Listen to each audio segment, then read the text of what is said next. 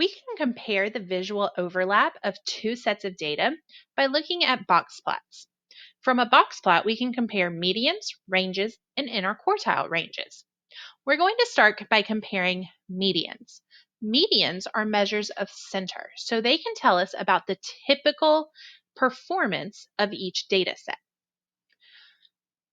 The box plot on your screen shows the final exam scores of two class periods. We want to know which class had a larger median. The median of a set of data on a box plot can be found by this line inside of the box. So when I look here, the median for period 1 comes down to about 85. So period 1 has a median of 85. Period 2 has the line right here, so it comes down to right here, which is about 81. So period 2 has a median of 81. This means that class period 1 has a greater median than class period 2.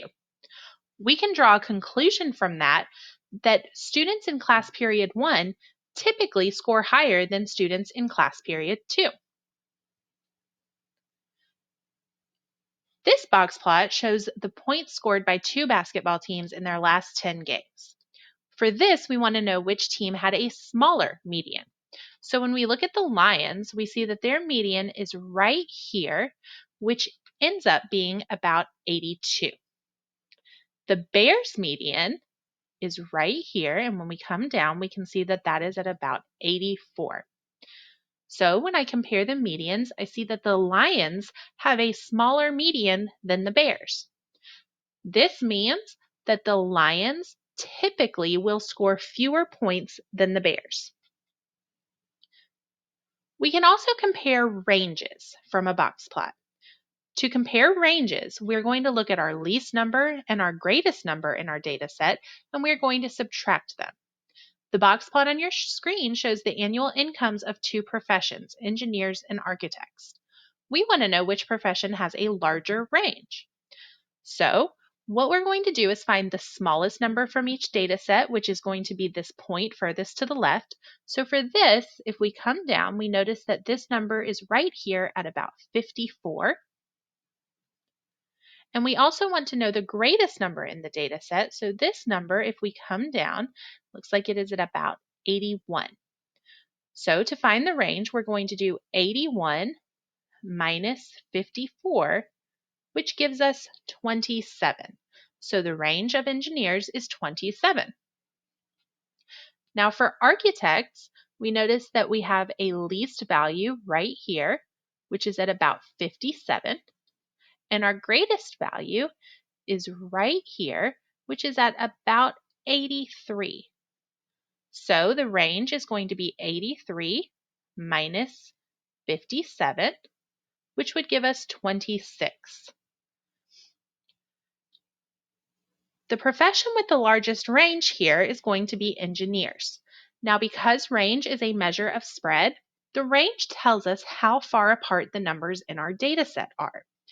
So this means that since engineers have a larger range of income than architects, we know that their incomes are more spread out than the incomes of architects. This box plot shows the number of minutes that two students shown studied. We want to know which person had a larger range. So we're going to start by finding our smallest number for Ryan, which is right here at about 11, and our greatest number for Ryan, which is right here at about 31.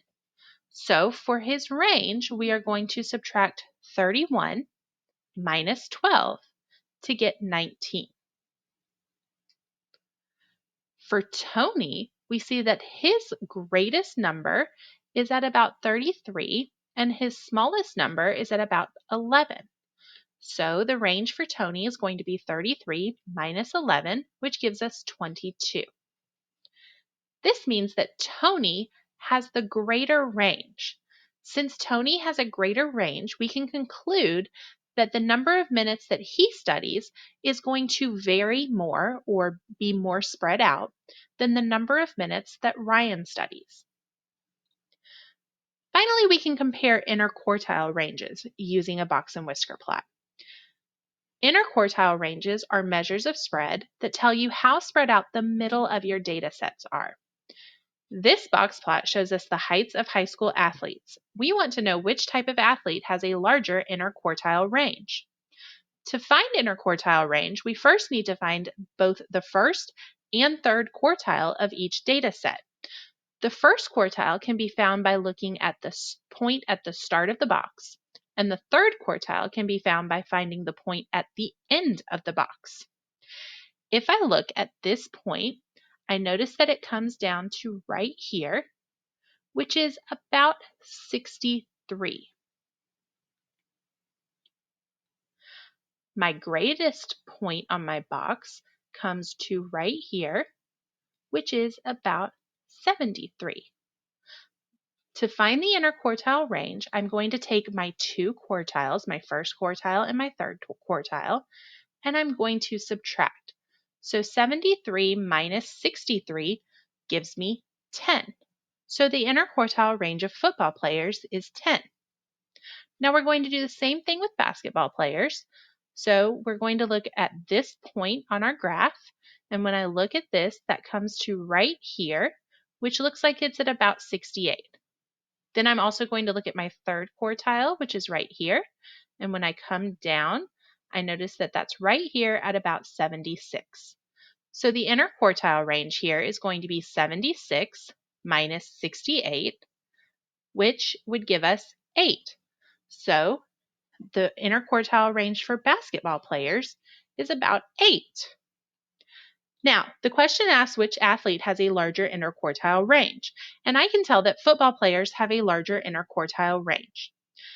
This means that the heights of football players are less consistent than the heights of basketball players.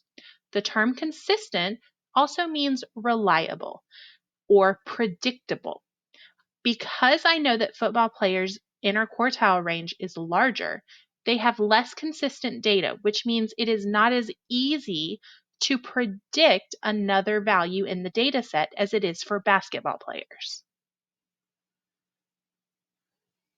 For your last box plot, you see the midterm exam scores for females and males. We want to know which gender had a larger interquartile range. So for females, we're going to start by finding the value of the first quartile and the third quartile. For females, the first quartile is at about 76, and the third quartile is right here at about 91. So to find the interquartile range, we'll subtract 91 minus 76, which will give us 15. Now we're going to do the same thing for males. So we need to know the first quartile, which is right here, and the third quartile, which is right here.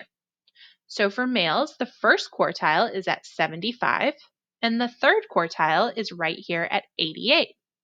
We're going to subtract to find the interquartile range, 88 minus 75, which gives us 13.